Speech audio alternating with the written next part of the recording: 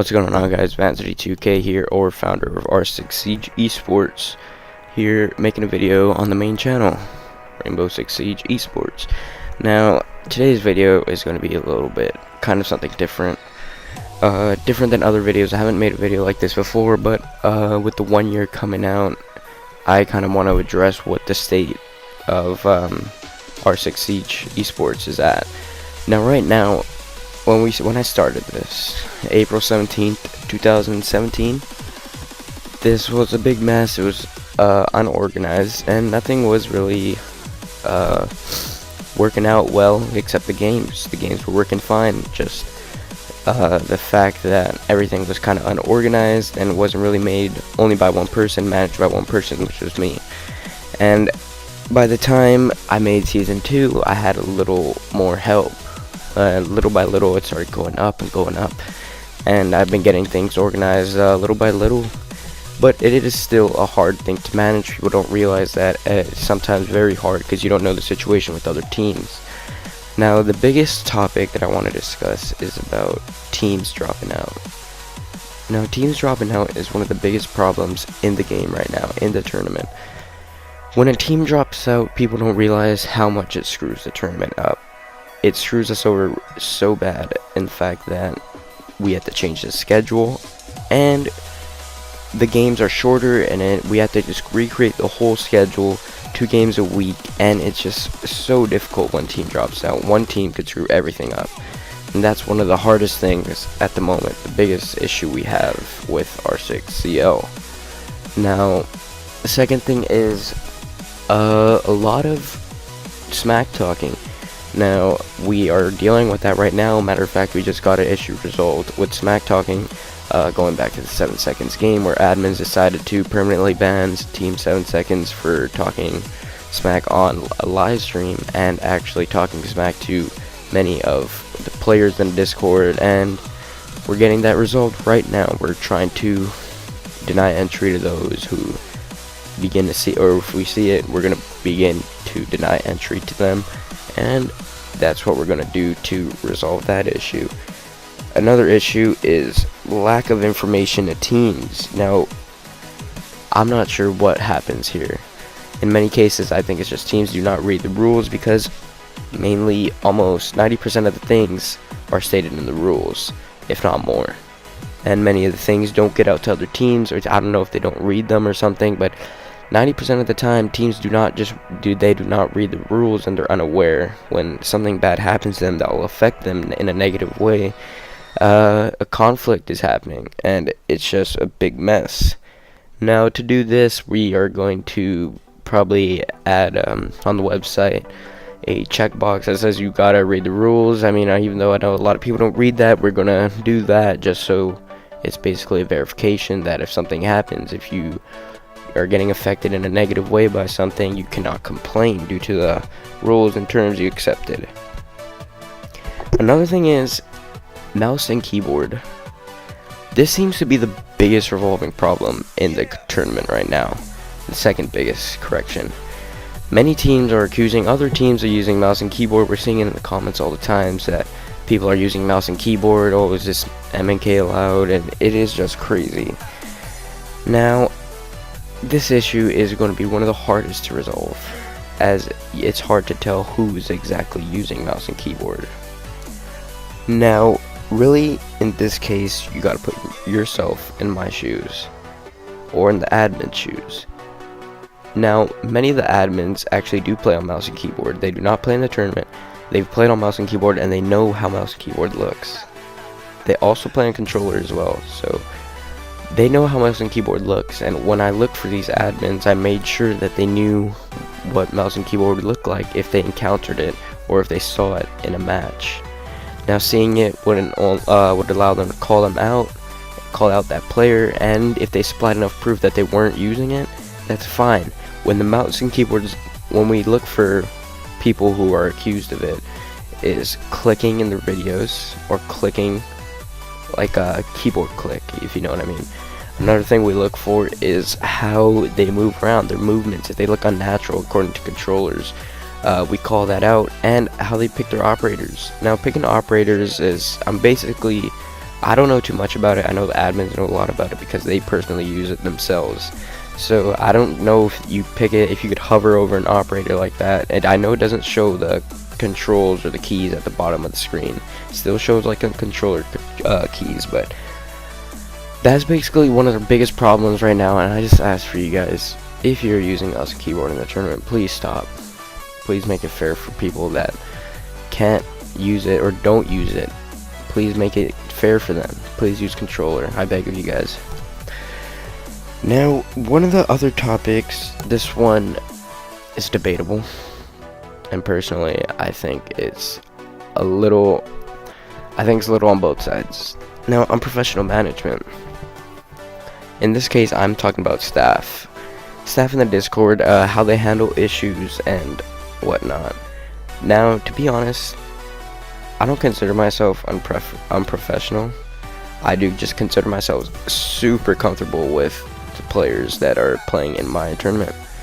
I do really feel that I know every one of them pretty well, if not fairly well.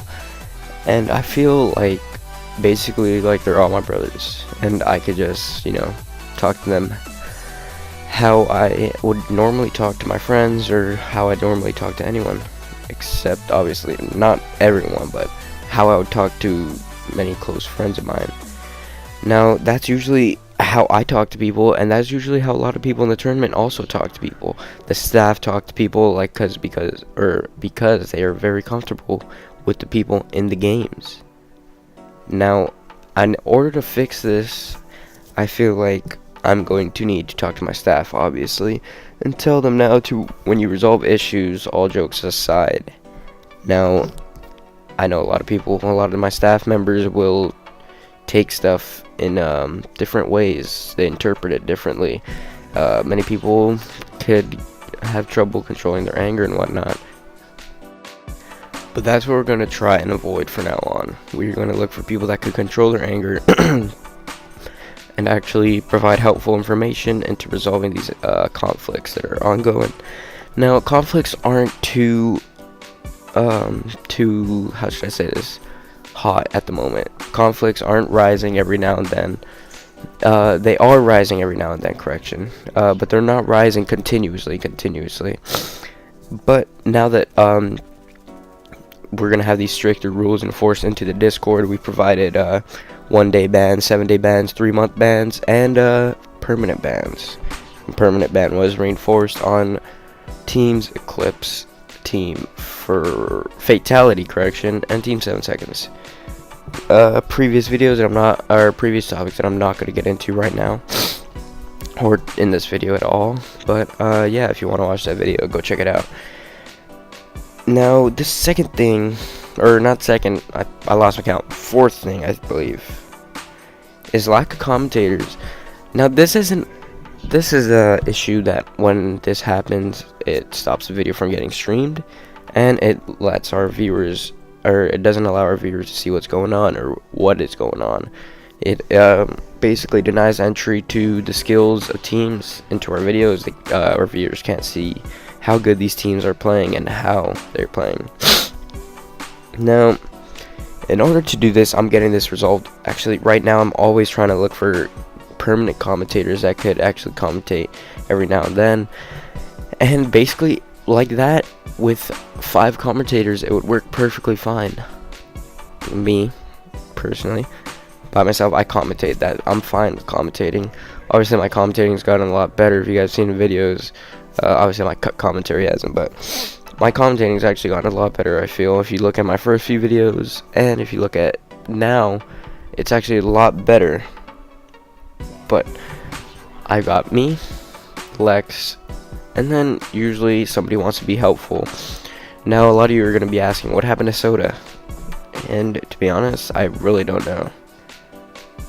I was going through the Discord one day and managing it, and I noticed that I could manage my personal role, which was manager. Now, when Soda was owner of the Discord, I wasn't able to manage that role, only he was.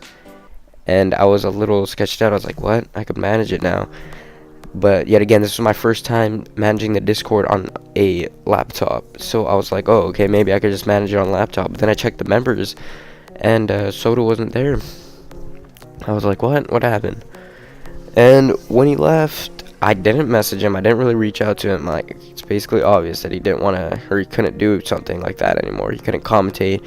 And Soda actually did a lot for the tournament. He actually commentated many of our matches, which went up to like 2 hours long. He made the Discord, which is really helpful now that we use it on like every day. And I still do appreciate Soda. He did basically leave on good terms with my side. It is a little weird that he just left like that. But I do know that probably his busy schedule had to end it. Now, the ongoing issue that's been in all 3 of these seasons or tours, I'm gonna start calling the seasons tours now. Now, in Tour 3, Tour 2, and Tour 1, the biggest problem is, not biggest, but one of the most ongoing, is organization. Each season has been getting better. Schedules have been being limited to schedule changes, and more staff is being hired to organize and administrate the group chat. Also, the admins are now administrating the group chat, or the Discord. And yeah, I'm getting a lot more help, not a little more. Getting way more help by my staff now to help organize this thing. It's not just a one-man army or two-man army, but now it's getting a lot more organized. A lot better things will be happening, and it'll be way easier to manage. Each season will be a lot easier. Now, one of the biggest things I wanted to announce in this video was that I'm going to be delaying the Elite League. Now, I know a lot of you are very excited for the Elite League. Matter of fact, a lot of you were just getting ready for it and everything. Now, it was going to be starting in May and April, but due to these issues, I just wanted to let you guys know that I don't feel comfortable with people's money in my hand when we can't even organize a free tournament. And it would just be so bad, and so not so bad, but wouldn't be a good season for us or for anyone. It would be just havoc with having people's money in our hands. And by this time, our main issues are to focus on the teams dropping out. Now, teams dropping out, we're not allowing teams to join mid-season anymore. It's just way too much. And we are going to be having teams sign a loyalty note or something like that. Something that basically is a contract that tells teams that they have to go through the tournament no matter what. And yeah, that's basically what I wanted to discuss in this video. This is the state of R6CL or R6 Siege Esports. Now, one last thing I want to ask you guys is basically to ignore the dislikes, ignore the shit comments basically on our videos, on everything that we upload. Now, I want you guys to be in my shoes for a second, and I want you guys to see what's up with why we're having kind of a lot of hate, and why we're going to be getting a lot of hate soon. Now, one reason, all the dislikes that we get, which aren't much, they're usually 1 or 2 people. I can tell you exactly who that's coming from. It's either coming from Son of Assassin, which is from Koda's league, or AK Koda himself, or whoever the hell is from, or whoever the hell is associated with Koda. Now, those are where those basically hate stuff are coming. Like, you could see them trying to comment on the stream occasionally. I've caught them doing it before. Now, yeah, basically a lot of stuff's going on right now. If you look at all the people that hate on our videos, they're all banned members. They're all banned teams. And basically now, we just banned 7sec yesterday. Or not yesterday, but the day before. And the reasons were because of heavy talking. They were talking smack all the time.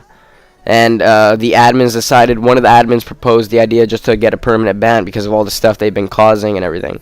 And it was voted on by staff, and staff voted yes. Actually, 19 out of 19 staff members voted yes for the ban.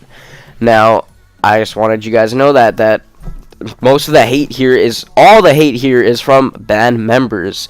And these band members have been caught with who knows what, cheating, shit-talking, just being retarded in the Discord, And basically that's what's been happening. Right now I'm going back to the keep it real part that I've discussed in one of my videos, responding to the R6L drama. Basically I'm just keeping it real with you guys. I told you I feel comfortable with all of my viewers, and I want you guys all to feel like it's home here. But yeah, basically that's it. I asked for you guys to ignore the hate, and as far as Elite League goes, there's going to be a delay on that for sure. Not sure how long yet. It's basically until we get everything organized in this league. Now, as soon as we get everything organized, we're going to get this started, and we're going to have a lot of fun. It's going to be no trouble, no issues, and it's all going to be amazing. I thank you guys for watching. Hope you have an awesome day. Thanks. Peace.